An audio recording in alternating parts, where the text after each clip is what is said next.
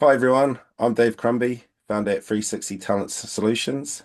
Today I'm joined by Mat Livsey, director at Blaking HR, who's kindly agreed to be our volunteer and have his behavioural profile by the Predictive Index read back to him. Matt, thanks again for being open to this and for being willing to share your profile so publicly. My pleasure, Dave. Well, I'm saying that. I'll show what's to come. Let's see what we can uncover for you. What we're about to see is something we usually do one-to-one with leaders behind closed doors. It's a conversation that typically follows once someone's completed the assessment. And while the assessment only takes a few minutes to complete, it facilitates a practical conversation about how someone naturally works, collaborates, and makes decisions. It often uncovers the patterns that explain why someone thrives in one role and struggles in another, and it gives leaders the clarity to make more confident, informed decisions. Our goal today is to show you how behavioral data can support real conversations to help businesses hire better, build stronger teams, and grow more effective leaders. Before we get into the detail, it's important to say that there's no right or wrong results here. This isn't a personality test. It's a business tool designed to build self-awareness and to help others understand how to get the best out of you. Most leaders I speak with are surprised just how accurate this can be. Only 6 minutes to complete and a whole lot of insight. Matt, how did you find the assessment?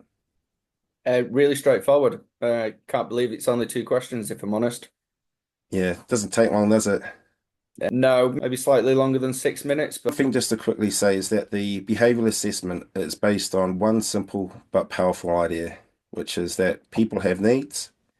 These needs create drives, and our behavior is a reflection of those drives. By understanding these underlying needs, we can better predict how someone might approach their work, lead others, and respond to different types of environments. As part of this report, you are assigned a reference profile.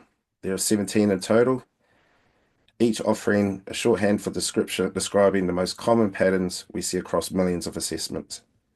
It's similar to how DISC or Insights might use color groupings to describe natural working styles. Now, these profiles aren't boxes, they're starting points, a way of saying, here's what we often see in people with similar behavioral patterns. In your case, the response you gave closely aligned with a profile called the collaborator. What okay. we tend to see collaborators as a calm, steady approach, often someone who is approachable, people-focused, and values teamwork over ego. There's usually a strong desire to create harmony and avoid unnecessary conflict. That doesn't mean avoiding difficult conversations. It often means picking the right moment and doing it in a way that keeps relationships intact. But that's the general pattern we see. But what about you, Matt? Does that sound familiar or describe you differently? It's absolutely bang on that, Dave. Spotlight, absolutely no chance. I prefer to be in the shadows, pulling the strings. So we'll move on to your self pattern. The way I like to describe your self pattern is it paints a picture of how someone naturally thinks and behaves when they're just being themselves. It's not about how someone acts under pressure in a new role or when they're trying to meet expectations, it's their default mode. And so when you first read your report, was there anything that stood out or surprised you a little bit? One of the things that stood out the most is it the B factor, which is extroversion. So a lot of people automatically assume that I'm really extroverted, but actually on this self profile, it's pretty central. What that tells us is it can really depend on what the situation is. And so you can be flexible for both sides. When I look at your pattern, what comes natural is a steady, patient, and supportive way of working. People with a similar profile often create a calming influence around them. So that's where that extroversion could perhaps come out a bit. Their strengths tend to show it through consistency and reliability. So not just in what they deliver, but in how they support others on a day-to-day basis. If I was to ask you, now this is going to put you on the spot, sorry, Matt, but what would you say are your three biggest strengths? Being able to work with people when I need to be in the detail and quite analytical at times, but then also, I suppose, not afraid to think outside of the box at times. So can be quite a creative problem solver as long as I've got the information behind me to be able to give me the confidence to make the decision. That's really interesting. So it's about how much information you have first. Because when I look at your profile, This looks like someone who leads with empathy, patience, and a steady hand. This person would thrive in an environment where collaboration, stability, and clarity are valued. And I'd say they're often the ones keeping teams grounded when things get turbulent. They might not be the loudest voice in the room, but they're often the most dependable. And I think that would really come down to that they're having that information first. When I look at your pattern, what really stands out for me, and if I may use a cricket analogy here for you, Matt, your profile reminds me of a guy called Kane Williamson. I'm not sure if you follow cricket at all. No, my boys are just getting into cricket. So there's a former New Zealand captain, and he was nicknamed Steady the Ship or Mr. Steady the Ship. When the team was wobbling, he would come in, hold the line, and bring things back on course. And that's the kind of pattern this suggests. Calm in the chaos, composed under pressure, steady and reliable. There's a strong sense of patience and steadiness. Your pattern is often associated with people who create calm in the middle of the noise. They tend to be composed under pressure, methodical in their approach, and focus on bringing order to situations that may feel uncertain to others.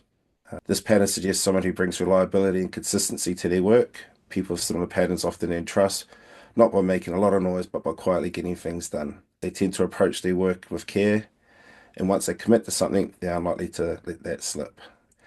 That's what I see anyway, Matt. How does it compare with how things go for you day to day? And yeah, I think calm under pressure is, well, it's how I have been described lots of times. When the proverbial hits the fan, I'm the dependable one that can just say, right, okay, we'll do X, Y, and Z. Might not be the loudest person there, might sit back at times and listen to a load of information and then make a decision. I think uh, there's nothing that I've heard there that I wouldn't say is me. Yeah, I've been in some meetings where I've sat next to you, and let's say that the Mavericks go first. Let them say what they've got to say, and then it's our turn to have our input. Yeah, I definitely think to speak, not speak to think. So the next part we're going to look at your profile is something we call the self-concept. I like to think of that more of this as a snapshot in time. It reflects how you feel you need to show up right now based on your current environment. Some people need to adapt a lot, others not so much. And what we're looking at here is whether there's been any noticeable shift and what might that be telling us. When there's a big gap between the self and self-concept, it could be a sign that someone's stretching, maybe to meet expectations or to fit in their current environment. That's not necessarily a bad thing, but it could take more energy and effort than working in a way that feels natural. One way I like to frame this is by asking Matt, what do you enjoy most about what you do at the moment? I think it would be that being out, connecting with people and generally being, I suppose, that networker and having the flexibility to be able to decide what I do when I want. But it's definitely my enjoyable days are definitely when I'm around people. Would that be the biggest focus of your day, being around people and supporting them? Yeah, sharing knowledge, helping, and wanting them to succeed, really. Yeah. Is there any part of your day that would feel draining or frustrating? I think when I've got to consciously, I suppose, be the center of attention, that central person, and really, I suppose, dial up my independence. How I kind of describe that is me changing hats. So when I have to put an independent hat on, it really does drain me. What I can see in your pattern, that's pretty much spot on what I see as well. When we look at yourself and your self concept patterns, they're almost identical. So that tells us that you're likely showing up at work in a way that closely resembles the way you naturally prefer to operate. The only slight change I can see suggests you're leaning in a bit more, perhaps being a bit more assertive or outward facing than usual, but nothing that signals a strain. So more likely it's a natural response to a role or environment that's asking for just a bit more visibility or drive, as you see when you put that independent hat on. That's what the data suggests anyway. But, I mean, how does that sit with your current experience? Yeah, I think spot on, if I'm honest. Yeah. So, I mean, that gives us a snapshot of Matt's natural style, how he tends to show up at work, and whether the environment is asking him to stretch in any particular way right now. And this is exactly what we mean by behavioral insight. It's not about putting people in boxes, It's about understanding what drives someone and how that affects the way they lead, collaborate, and make decisions.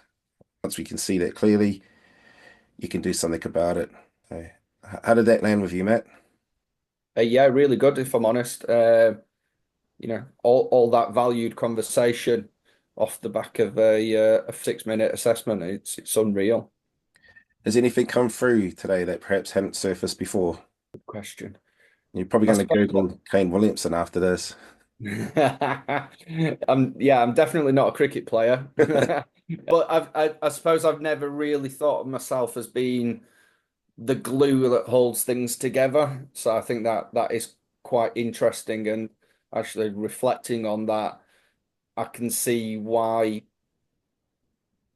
people would think that. So if I had to say that was probably one of my blind spots, I'll definitely say that's one of them. I think that's a really big advantage to taking an assessment like this because it gets you to start thinking not so much about how you see yourself, but how others will see you as well.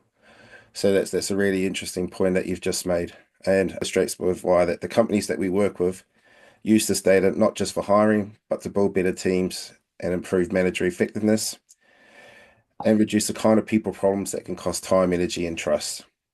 So if you're a business leader or HR professional and want to see what this looks like in your own context, both Matt and I are happy to walk you through it. Sometimes just one conversation like this can change how a team performs. Matt, thank you again for taking part and being so open. Really appreciate it. No problem.